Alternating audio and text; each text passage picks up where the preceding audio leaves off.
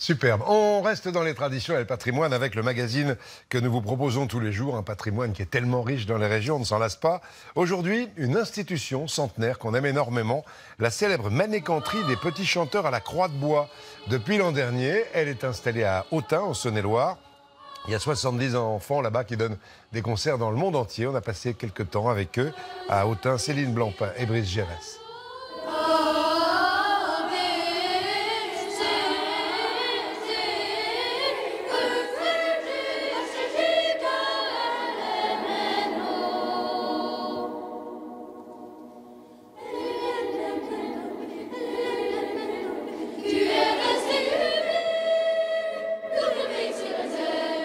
Ils sont apparus comme des anges dans le décor d'une cathédrale millénaire.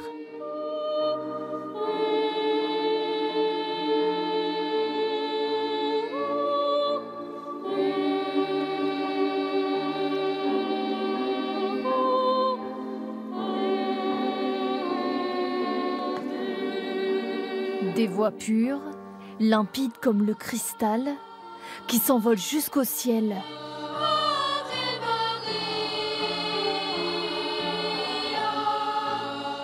Une modeste maîtrise, devenue le chœur d'enfant le plus célèbre du monde.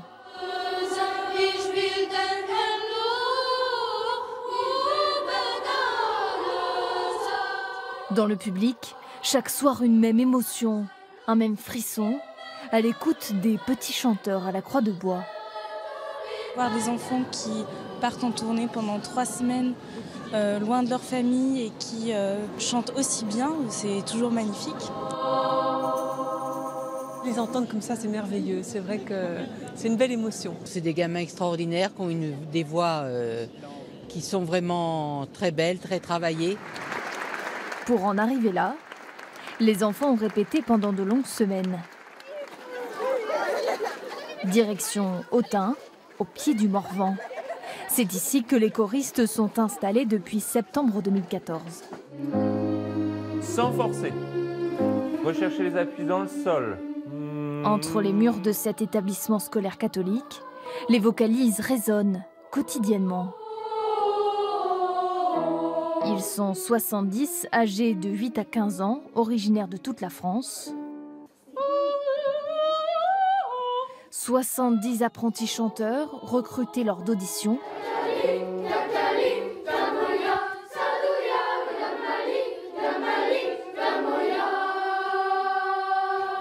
Et encadrés toute l'année par des professionnels de la musique.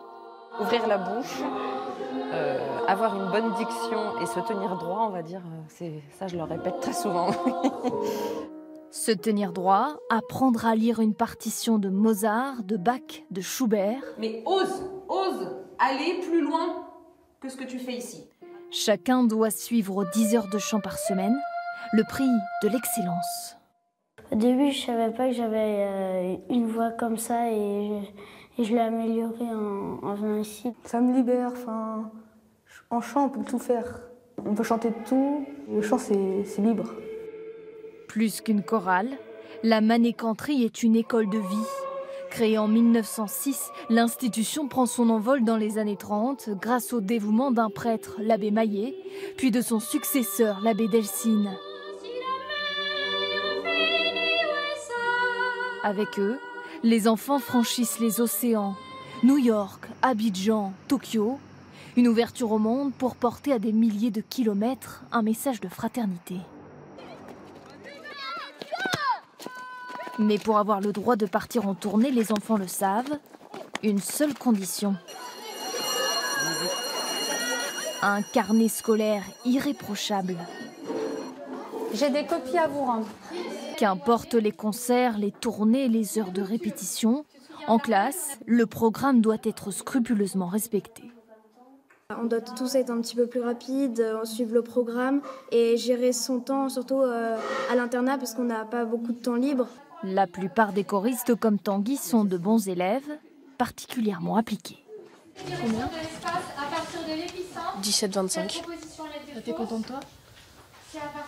J'aurais pu faire mieux. L'exigence en musique comme en mathématiques et des journées qui ressemblent à un marathon. Après la classe, 1h30 d'études obligatoires. L'anglais, tu l'as fait où en fait? Le temps nécessaire pour terminer ses devoirs, même si certains, comme Marius, en profitent pour décompresser. Après l'effort, le réconfort. La nuit est tombée. Les enfants regagnent l'internat. Ici, pas de télévision, pas de téléphone portable, pas d'ordinateur, mais un baby-foot et surtout des instruments en libre service.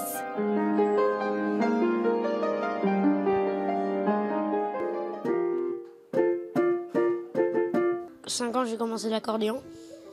Donc depuis tout petit, avant de savoir lire, je savais lire la musique.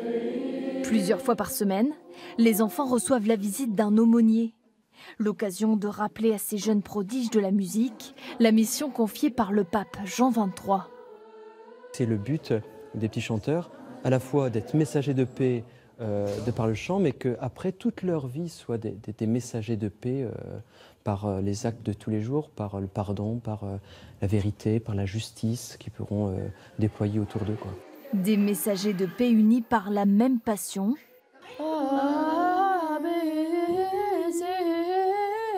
Et qui doivent apprendre à vivre en communauté, loin de leur famille. Une séparation parfois difficile pour les plus jeunes. On m'a donné une idée. Je dis le lundi, on voit nos parents le matin.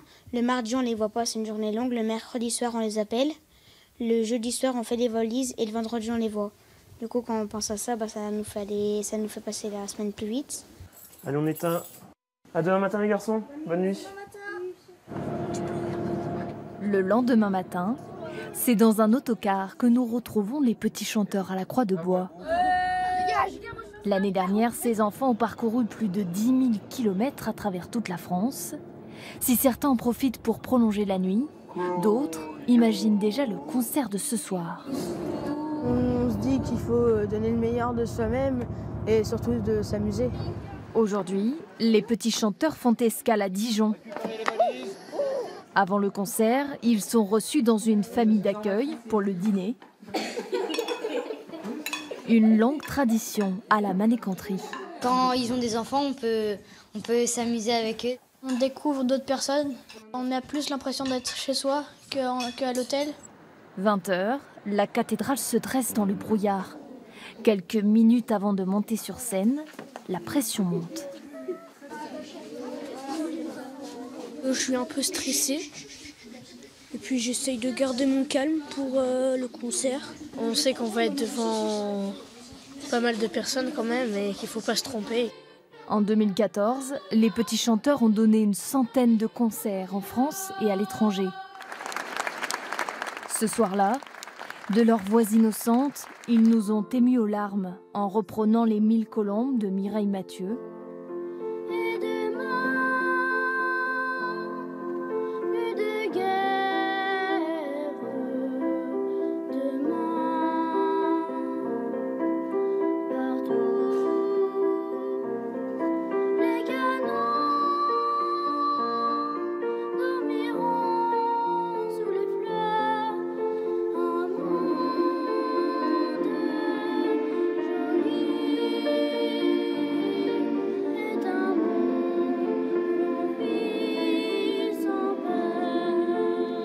Un vœu de paix universelle,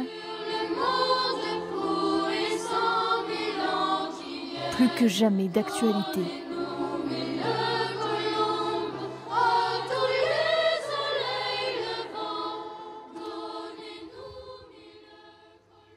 Les petits chanteurs à la Croix de Bois, ces messagers de paix pour la première fois dans les coulisses des petits chanteurs à revoir sur Internet. Et c'est avec eux que nous voulions entamer cette période de l'Avent. Le week-end prochain, ils partiront pour la Corée du Sud avant une série de concerts en France.